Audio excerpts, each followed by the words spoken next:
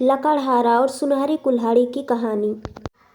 एक समय की बात है, जंगल के पास एक लकड़हारा रहता था। वो जंगल में लकड़ी इकट्ठा करता था और उन्हें पास के बाजार में बेचता था, कुछ पैसों के लिए। एक दिन की बात है, वो एक पेड़ काट रहा था। तभी हुआ ये कि गलती से उसकी कुल्हाड़ी पास की नदी में गिर गई। नदी बहुत ज़्यादा गहरी थी और वास्तव में तेज से बह रही थी।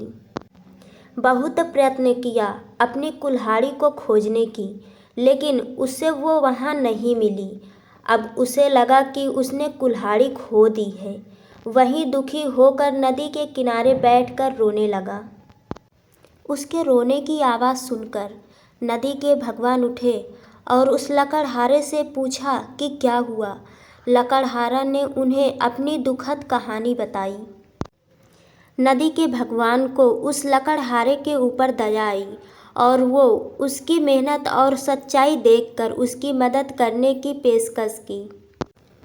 वो नदी में गायब हो गए और एक सुनहरी कुल्हाड़ी वापस लाए, लेकिन लकड़हारे ने कहा कि ये उसका नहीं है।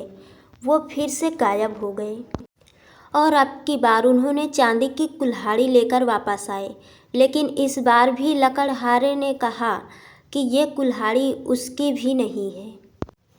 अब नदी के भगवान पानी में फिर से गायब हो गए और अब की बार वो एक लोहे की कुल्हाड़ी के साथ वापस आ गए। लकड़ी की कुल्हाड़ी देखकर लकड़हारा मुस्कुराया और कहा कि ये उसकी कुल्हाड़ी है।